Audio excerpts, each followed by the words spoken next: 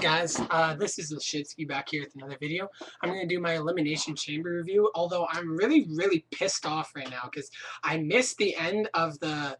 I had to go online and check what happened at the end of the Raw Elimination Chamber because my damn live feed that I was watching online friggin' plugged down at the very end. So I got up to where Orton was eliminated, and then I didn't see any of the last four. I was so pissed off. I missed the last 20 minutes.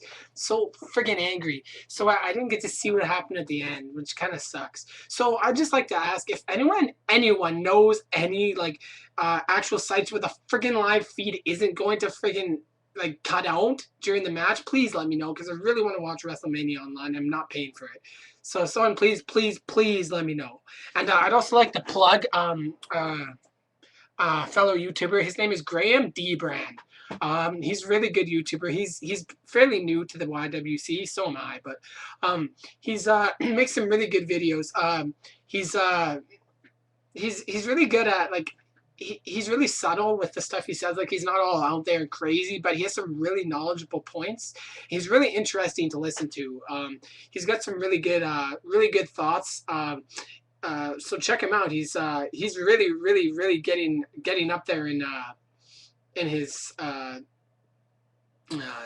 sorry, I had a momentary block. He's getting up there in his subscribers, but he needs more. And he's a great guy. And also, he just makes really great videos, wrestling videos, really insightful, and he's a great dude. So check him out and subscribe. Graham D Brand. I'll put the link in the description box. So on to the pay-per-view. We start things off with Kofi Kingston versus Alberto Del Rio, not for the IC title. Good match to start the pay-per-view. This match really showed where the WWE is going with their young stars. Kofi Kingston tried to keep things going with an aerial assault, tried to go high flying, but Del Rio did a good job of grounding him. But Kingston came back. He did some really good high flying spots. He did a really good cross body off of the top rope. He also got counted on another one. He went for a crossbody and Del Rio counted him. It hit him with his knees onto his ribs. That was a really good spot. Kofi Kingston also did a great reverse DDT when he was flung up in the air. Hit a DDT reverse. He also did he got that Russian leg sweep move, which is really cool. But Del Rio ended up winning it with a torture rack off the top rope, and then he hit Kingston with his armbar for the finish. So. I saw that one coming. I predicted that one right. Del Rio wins, gets the momentum going to WrestleMania.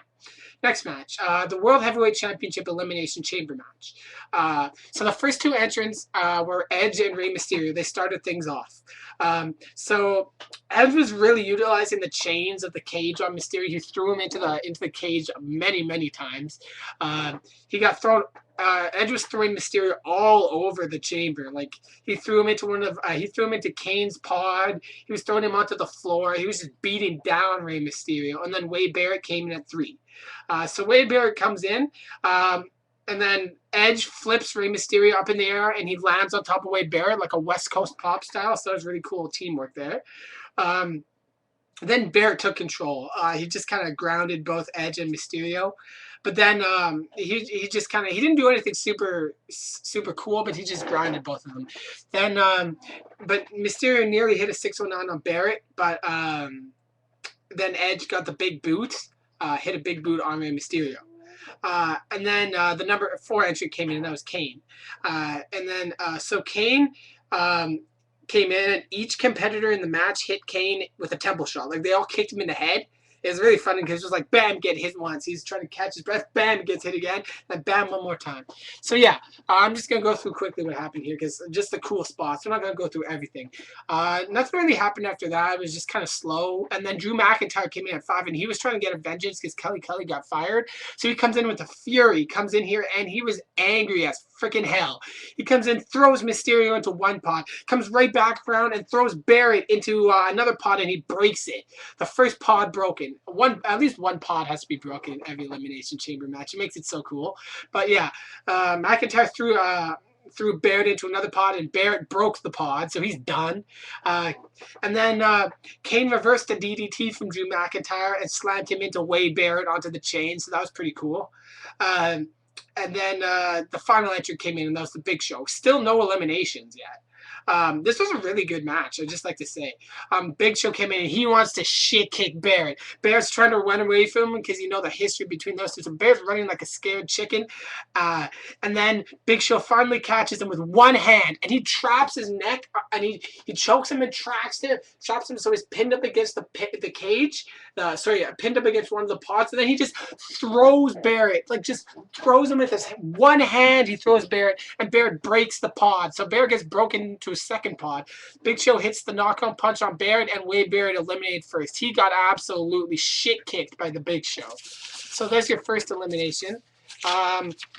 Then we had Rey Mysterio hitting a West Coast pop off the very top of one of the pods. He was just kind of standing there for a few minutes off the top of the pod onto the Big Show. And that was really cool. And then Big Show was hit with a 619, a spear, and finally the chokeslam from Kane. And so the Big Show is the second one eliminated. Then Kane hit the chokeslam of McIntyre like 3 seconds later, and McIntyre was eliminated. So we're down to 3.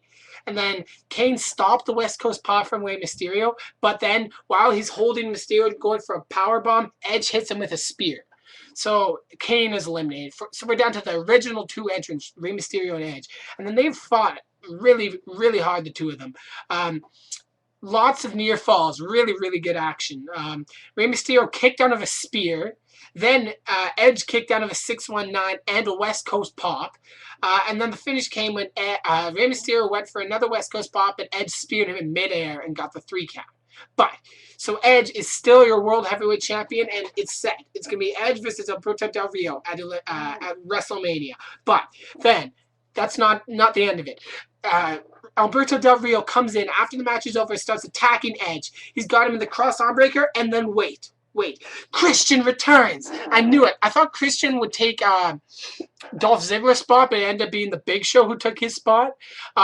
So Christian did return. Christian returns and just shit kicks Alberto Del Rio, ends up hitting him with a kill switch. So what I think is going to happen is probably going to be Edge versus Alberto Del Rio versus Christian in a triple threat match for the World Heavyweight Championship. I'd love that. And it makes sense because really, I don't think you can establish a really credible WrestleMania feud in 6 weeks between Edge and Del Rio because they really haven't interacted very much with each other at all.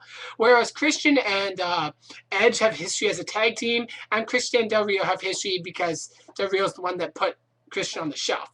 So I think they could do a good job selling a triple threat match between those 3 guys. But yeah, then we get to a segment with the Booker T in the ring, and he introduces the other trainer on Tough Enough, and it's Trish Stratus. Trish Stratus back in the WWE, and I was really happy about that. So yeah.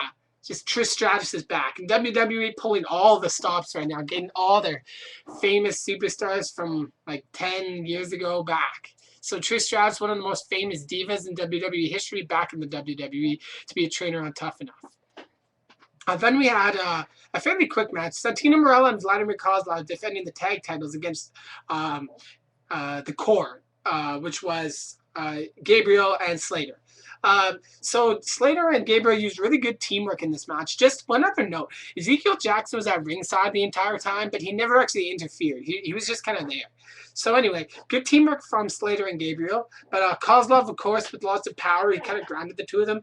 And what always happens with Kozlov and Marella, Kozlov does all the work and Marella does like 2 moves. That's what happens every time they fight. But this time it didn't work because Gabriel and Slater did a lot of really quick tags. So they were really fresh, and they did a really good job of grounding Kozlov. And they just fought really well. They had a good strategy. And the finish came when Kozlov had Justin Gabriel. I mean, Kozlov had, yeah, I think it was Justin Gabriel.